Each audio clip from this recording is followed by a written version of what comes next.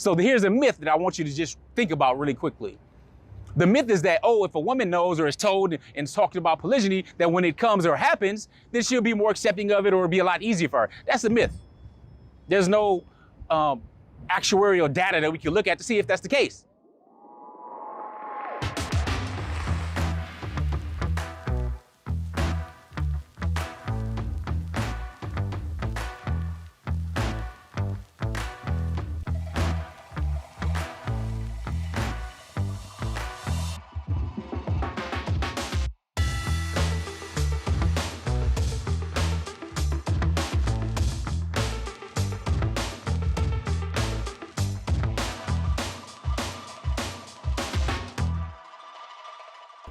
Assalamu alaikum, peace. I'm Coach Nazir, one of the founders of Outstanding Personal Relationships, as well as one of the authors of Let's Talk Polygyny Uncensored.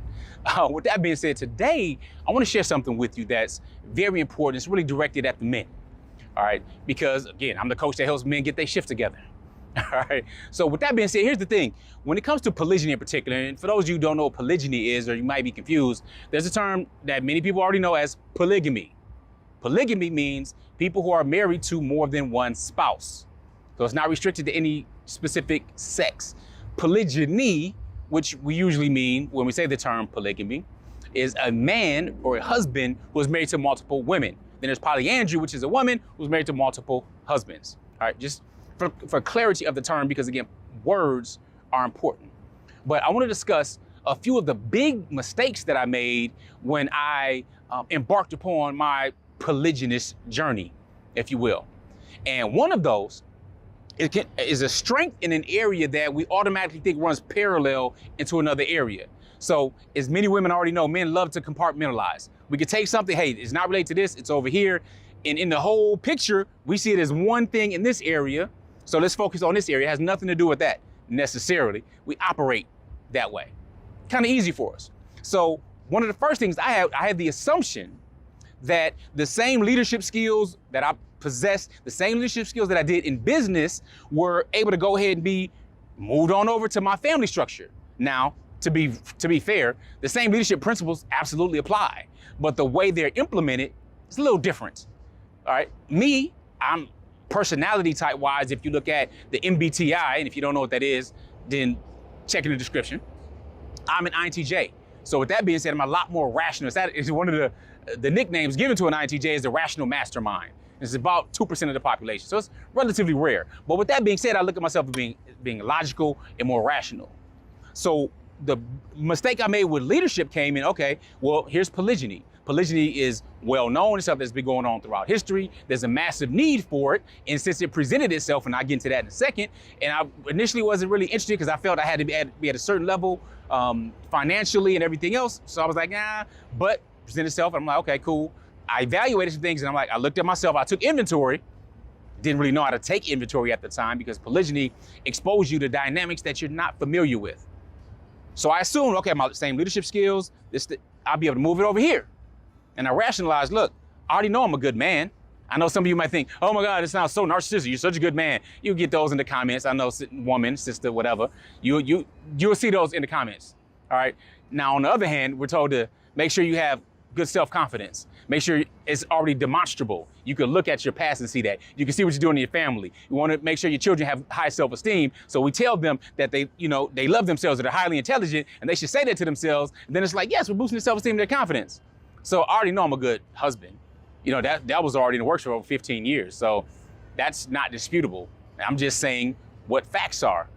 The challenge was I looked at those facts and I said, okay, I'm already a good husband. I'm doing this for my family. I'm already a good leader, working on business. I'm here. I'm proactive as a father, all of these different things. And I said, okay, well, my wife, just my lack of emotional agility, if you will, she's already a Muslima. She already knows what polygyny is. She's helped other people in their polygynous journey deal with their emotional challenges and assumptions and so on. So I figured, hey, she already recognized it. She might not necessarily like it. I don't think anybody will just go ahead and like it off the top, especially if they've been together for as long as we were. Because again, I met her when I was 14 years old. Now I'm 21 years later and looking at marrying someone else? I know what society looks at it as. I know the whole taboo thing, or how easy it is for zina or girlfriends, boyfriends, jump downs, mistresses, all these different things are pushed out there very easily. All right, and that's what they try to paint polygyny, which is an honorable form of marriage, as well. But me and my rationalization was like, well, she already knows this, so guess what? It'll make sense. We'll understand it, we'll overcome it, and so on and so forth. Big mistake. Why? Because I didn't go and look at the whole emotional aspect of it. Now, pain is pain, whether it's real, whether it's imagined.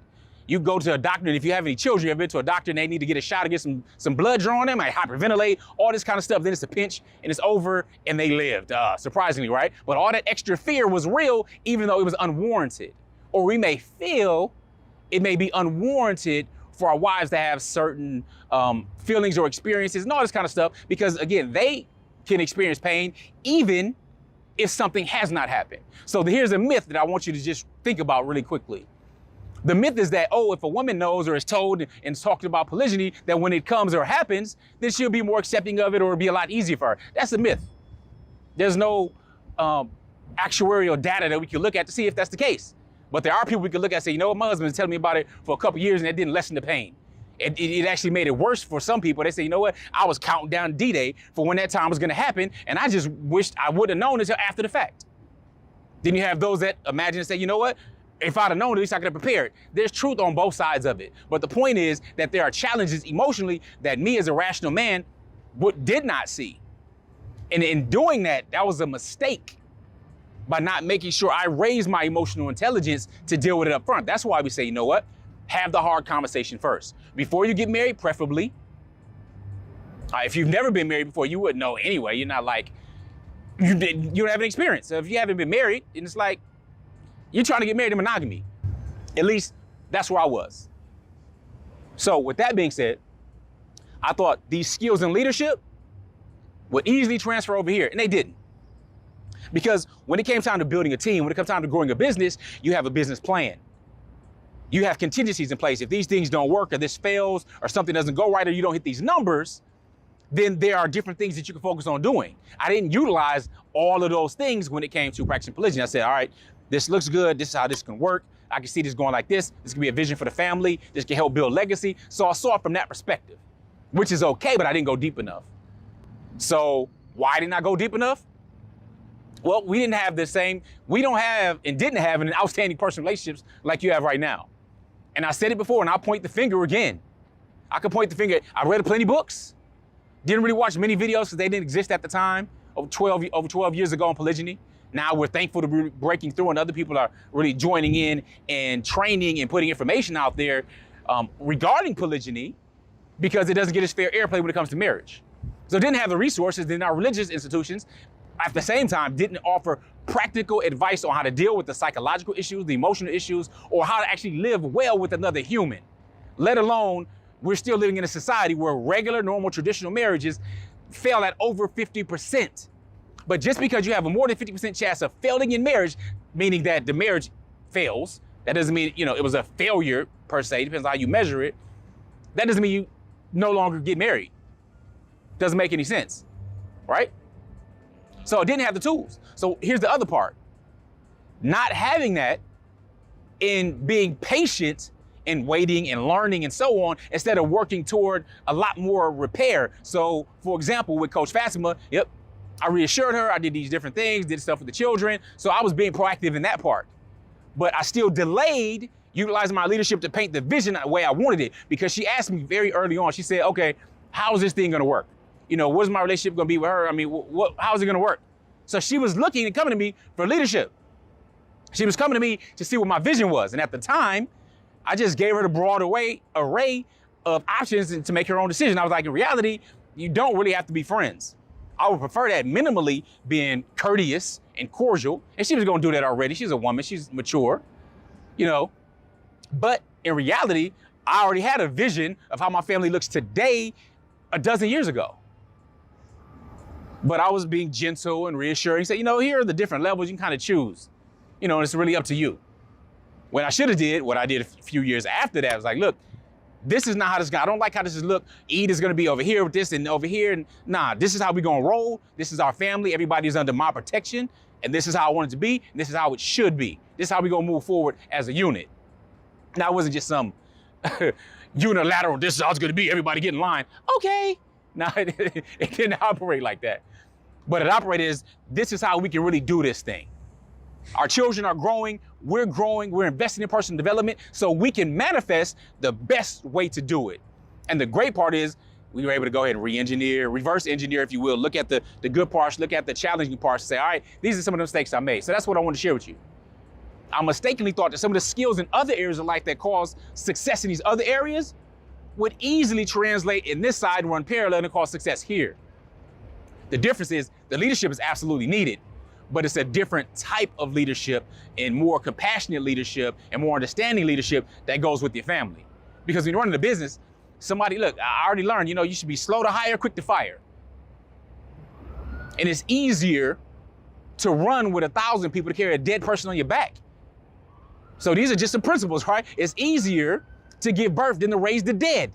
So if somebody's slacking, they fall behind, you just leave them. You really can't do that with family. So it's a different type of leadership. And thankfully, they were patient enough with me. And thankfully, I went and dug into myself, asked the hard questions to myself to get to that level. And some people ask, okay, what do you read? What do you do? Listen, the fact of the matter is, when it comes to polygyny, we have a polygamy masterclass. So if you want information on that, polygamymasterclass.com. Because the reality is, yes, I have 2 wives. Yep, no doubt. Yep, we've made over 12 years. Total children that we have is 12. I have 10 biological children with my wives, and I have 2 bonus children. Now, if you think that you can just get that and asking a question in the comment, you think you just get that by interviewing a person or whatnot, and the multiple dynamics that are needed in order to really succeed in that and to grow, then you will be fooling yourself. And I'm gonna let you know that right up front, because I fooled myself on some things. I'm like, okay, so here's the leadership thing. This is what I need to do. She'll understand this because she'll think like me and logically and rationally, here's the pros, here's the cons. Well, this is not a Benjamin Franklin close. Here's the pros of this. Here's the cons of this. No, because some things weigh more than others. Just like when we talk about your core values and making sure you know what they are so that you make sure you are meshing properly or minimally not pressing the button of the person that you love that you're married to. All right? So let me ask you, what is your biggest challenge, bro, when it comes to polygyny? Because you're in one of 4 phases. You're either in the pre-phase, where the thought has crossed your mind, so you're watching this video, trying to get some information, or somebody's done it and working with many people. So you're in the pre-phase, you haven't done it, you thought about it. Or you might already be in the discussion phase. You talk to your wife about it, already has some understanding or whatnot, and so on. Or you might already be married in polygyny and practicing it, or about to. So you may be in the transition phase, or you're in the normalization phase. So it's one of these different areas. What is your biggest challenge? See, one of the things my mentors told me, said, it's okay to copycat as long as you copy the right cat. And I got that.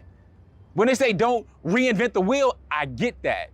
Now I understand everybody is different, but here's the thing. With 7 billion people on the planet, it's highly unlikely, it's extremely unlikely, and damn near impossible that somebody has not already had similar challenges, stresses, and issues that they can't already help you get through. And I know if I can read a book by failures, then I can avoid a lot of that. The challenge is failures don't use the right books. But if somebody wasted life, 10, 20 years, and they told me exactly what they did, well, that book would be great for me because I can see exactly what not to do. So I'm gonna ask you, what is your biggest challenge right now? What is your number 1 biggest challenge in polygyny? Put in the comments. And with that being said, I'm gonna let you know, don't be average, strive to be outstanding. Because average is nothing but the top of the bottom or the bottom of the top. I want you to be outstanding. I want to help you get your shift together. So post your question below in the comments. Let me know. Let me know you saw this entire video. You support what we're doing and what we're working with. And I want you to go ahead and put my favorite city in the US is, my favorite city in the US is blank. As you can see, or maybe you can't see, I don't know. I'm in Chi right now, all right, in the Midwest, Chicago. Beautiful out here. Summertime Chi that Kanye talk about is beautiful. Nevertheless, with that being said, remember, wish changes nothing, but a decision changes everything. Assalamu alaikum. Peace.